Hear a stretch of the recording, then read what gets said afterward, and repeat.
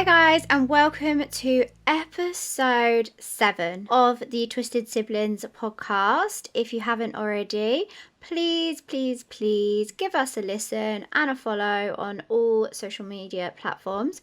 You can find us on Spotify, Apple Podcast, or wherever you listen to your podcast. It's my turn today. It is my turn today, which is good because Kelly, my sister, has just got a puppy. So she has been occupied this week with work and looking after her new baby, which I can actually see at the moment is so cute. But yes, so welcome Oakley to the Twisted Siblings. He is part of the Twisted Siblings now. Part of the family. He's so cute. Yes. Okay, so I'm going to just go straight into it. Today I'm doing the story. It's actually quite I think the most recent one we've done, 2019, I believe. I think this is the way you pronounce it, and correct me if I'm wrong. The Todt Family. It's Todt. Yeah. I don't know how else I'd say it, but I'm sure someone will correct us if we're wrong. I watched a couple of the court proceedings, or the court hearings, and I think that's how they pronounced it, although obviously it was a little bit like muffled, but that's what I'm going to go with anyway. So let's just get into it. This one is, I do warn everyone at the beginning of most episodes that this one is quite heavy. It includes children. If this will affect you, then obviously I'm just giving you that fair warning to turn off now. Discretion is advised. So I use the same viewers. So this is one of the most heartbreaking cases so far. I know. Sound like a broken record because I do say that all the time. And I agree, but I do have to warn you that it is quite hard to hear. So before you go on and listen, again, I'm just warning you. I know we do say it on most cases. These are all horrific cases. That's what true crime is, unfortunately. But this one especially. So there we go. Done. Warning over. Let's get into it. So the Todt family seemed like any other, but their idyllic facade concealed a dark and disturbing secret. So let's begin by introducing the family members involved in this tragedy. First of all, you've got Dad, Anthony Todt. He was a licensed physical therapist. He ran his own practice, but beneath the surface, he faced mounting financial troubles and allegations of fraudulent billing practices. So apparently, when looking into it, he fraudulently billed like insurance companies for stuff that had never been carried out or people that had never come in. So in excess of like £100,000 to £200,000. Was he a dentist? Physical therapy, it says. Oh, physical therapy. But yeah, apparently he was doing the sneaky stuff. And then we have Mum, Megan.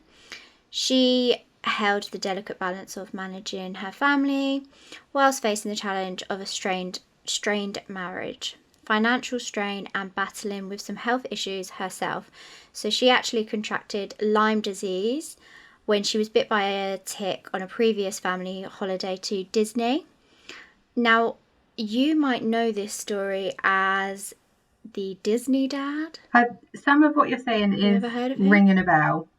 So I think I may have heard of it, but I don't know the finer details. Yeah, I think because I think they had like 2 places where they lived, and one of the places that they lived at the time of the crime was near Disney.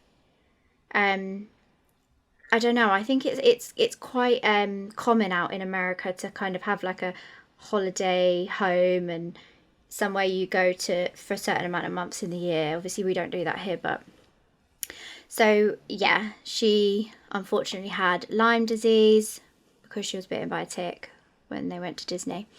This took a toll on Megan, but also as well took a toll on the family. She was struggling with depression, and obviously that has a knock-on effect on the husband and the kids.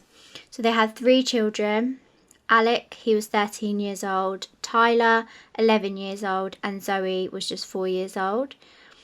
However, unbeknown to the outside world, this seemingly normal family was on the brink of destruction. So the events unfolded in late December 2019, when relatives grew concerned after weeks without contact from the Todt family. What they discovered would send shockwaves through the community. After the relatives reported that they were concerned about the family because they hadn't heard from anyone, law enforcement officers conducted a welfare check at the family's rental home in Celebration, Florida. After family had made some reports worried of their whereabouts after not having any communication with Megan or the kids for quite some time. Inside, they encountered a scene of unimaginable horror. On January 13th, 2 officers were waiting outside the house, waiting for any signs of Anthony being at home. So basically, there was some newspapers piled up outside, but it didn't look... I think that there'd been officers there before and there was no, no one answered the door. Didn't look like anyone was home. No lights on, no stuff like However, that.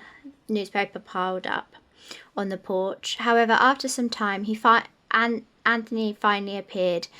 But as soon as the officers spotted him, they knew something wasn't right. He looked super unwell.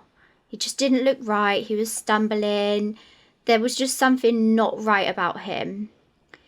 They did later learn that he had taken a high dose of Benadryl. So when officers entered the home,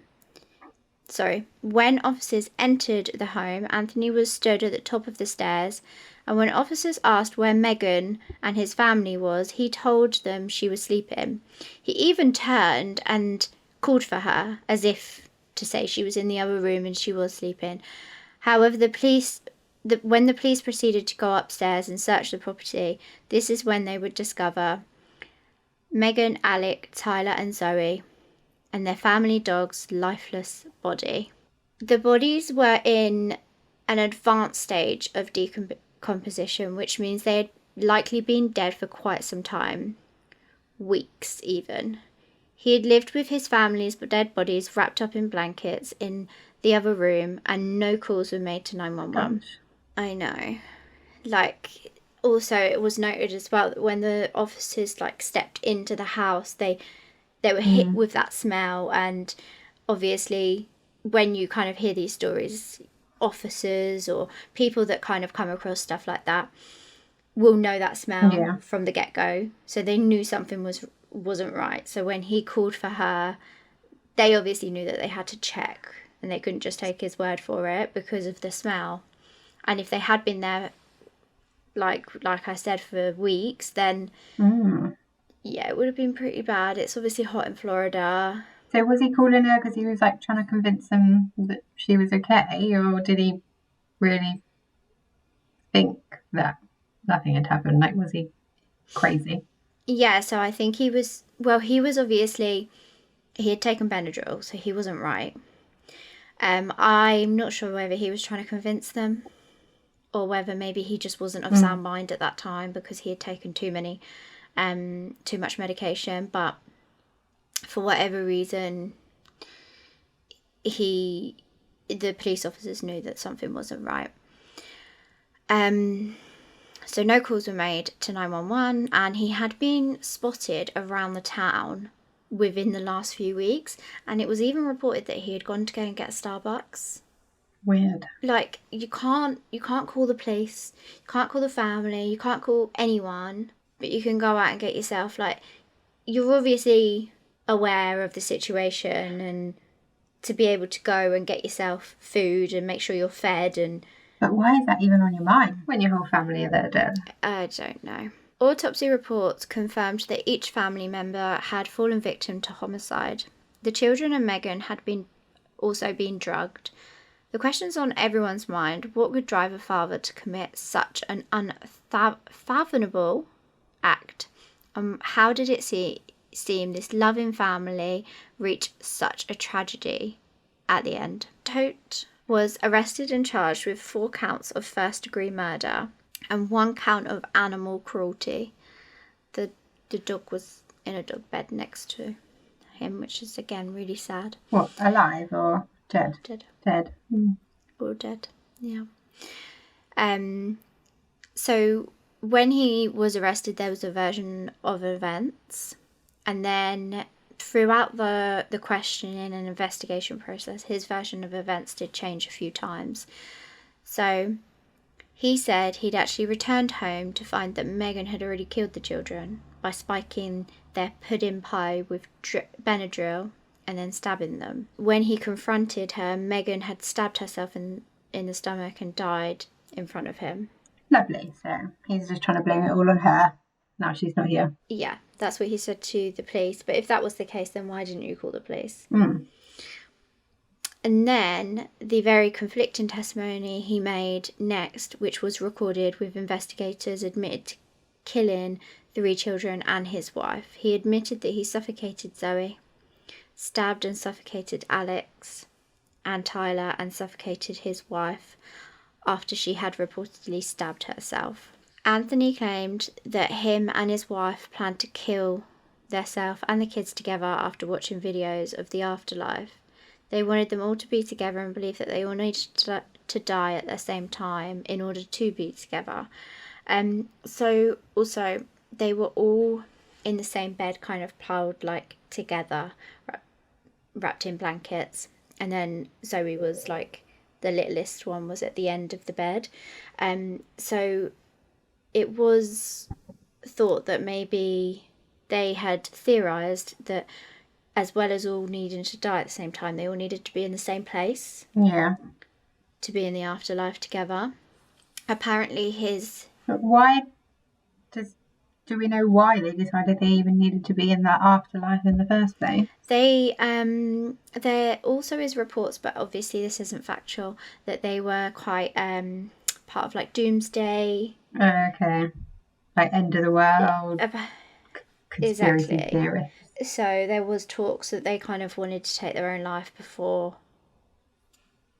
You know, I haven't really looked into doomsday at all, but yeah, I guess they were doing it before the end of the world. He explained that he tried to take his own life multiple times, however chickened out and wasn't able to follow through, which is why when the police found him, he had taken a high dose of Benadryl because he was trying to take his own life. But I think if you're trying to take your own life, you could succeed if you wanted to. Yeah, you could just try a bit harder. Yeah, I mean, it doesn't... You managed to do it to everyone else. Yeah, it doesn't take you 3 weeks, does it? No. So obviously that was back in 2019. I believe it was... I did put the date down somewhere, but I don't know where it's gone. In April, I believe it was 2022, but I'm going to look that up in a minute and confirm. After 6 hours of deliberation, Todt was found guilty of 4 counts of first-degree murder and 1 count of animal cruelty. He was sentenced shortly afterwards. Todt shook his head in disbelief at the verdict. He said, "I loved my wife. I loved my kids. They were the first and foremost in my life. I did not do this." So even though he had admitted it in court, he then said he didn't do it, and he was standing by the fact that his wife did it. So he's gone back to that. Yeah, he seems a little bit all over the place, to be honest. But yeah, what a sad story. I mean, this story definitely could go on and on and on. There's so much about it. There's a lot of like I said, there's a lot of hearsay online about them being part of the doomsday. But apparently she suffered with mental health anyway, and I'm sure, you know, like I said, he had fraudulently taken part in scamming insurance companies, so he can't be. No, but like you said, you know, if he genuinely didn't do it, then why didn't he call the police when he came back and found it? Yeah, when they asked him, he said he was protecting his wife. But I don't feel I wouldn't feel the need to protect my husband if he's just killed my children and is dead. No, because you'd be so beside yourself. Exactly. Like, you don't need to protect someone that's already passed, and you wouldn't protect someone that did such horrible, horrible, unthinkable crimes to your own children. No, absolutely not. You'd be devastated, but you would also feel anger, hurt, and betrayal that somebody had done that to your children. And it doesn't matter who they were. You would call the police. You would have to say something if it was actually what you had come home to find. Yeah. I did have a look as well at the house. It's so weird as well. In America, they're all so far apart. Because you Yeah. think, like, here, like, if you just didn't come out your house for so long, like, neighbours would get worried because they wouldn't see you for a while, or if they saw, like, your newspapers piling up, they might report. But it's not like that there. Like, when I looked, their house is, like, set quite far back. Which Yeah. again is a very American thing, to have big houses, a lot of land, and Well, they've got the space. yeah, They've got a tiny little country like ours. exactly. But yeah, what a horrible, horrible story. And also, it's hard to go into too much detail of the story because there's not too much that we know, because obviously his story kept changing. There is videos online I found on YouTube of the court case, which was interesting, that he was just like trying to keep his innocence, which I just think is wild. Like, you're going to prison, just tell the truth. Yeah, and he said that he didn't call the police because he was trying to protect his wife, but now suddenly he's happy to throw her under the bus. Yeah, exactly. So yeah, that was a hard one to I listened to it ages ago. Well, not that long ago because it's quite recent, but yeah, I did listen to it quite a while ago, and I thought, oh, there's quite a lot, and it's quite recent, and you don't hear about too many of these recent ones. Family annihilators, they're called, aren't they? They are, yeah. I think there's normally 3 different types, isn't there? Family annihilators, but I couldn't tell you. So did they appear like to the public, as like the perfect happy family, or did anyone say that they thought this would happen or anything that they'd noticed? I think it appeared to everyone else that they were just a happy family, but there's not much on it, to be honest. Yeah. So I've got here characteristics of 4 types of family annihilators. Self-righteous. The killer seeks to locate blame for his crime upon the mother, who he holds responsible for the breakdown of the family. Disappointed. That sounds like it it. sounds like him. Disappointed. This killer believes his family has let him down or acted in a way to undermine or destroy his vision of a family life. Anomic. In these cases, the family has become firmly linked in the mind of the killer to the economy. The father sees family as a result of his economic success, allowing him to display his achievements. However, if the father becomes an economic failure, he sees the family as no longer serving the function. And then paranoid, those who perceive an external threat to the family. This is often social services or legal system, which the father feels will side against him and take the children away. It's heartbreaking, isn't it? Yeah, I remember there was the Chris Watts. Is it Chris Watts? Yeah, I think it was Chris Watts actually, wasn't there? There's a lot actually about him. Because some people think he might be innocent. I think it's like 50-50. He's not innocent. Is that the one? I don't think so. I think the Chris Watts one was the one where he took his 2 children and his wife and put them in like a... Was it like a... I don't know what they're called in America, but there's a Netflix documentary on him, and he basically wanted to leave his wife for another woman. I think I must have been thinking about someone else then. Okay. Oh, Scott Peterson, I'm thinking of. Okay. Okay, well, that wraps up today's episode. As always, please leave us a 5-star review. It's absolutely free to do, and it takes a few seconds, and it really helps us. And also, we would love to hear your feedback. You can comment on any of our posts on Instagram or send us a message. And if there are any cases that you want us to cover, please do send them across, because we would love to look into some that we may not know already. So it's new for us and new for you. But yeah, I think that's it. Thanks for joining us again on our 7th episode. So exciting. Anything else to add? I don't think. Don't think so. That's it. Have a lovely day. See you later. Bye.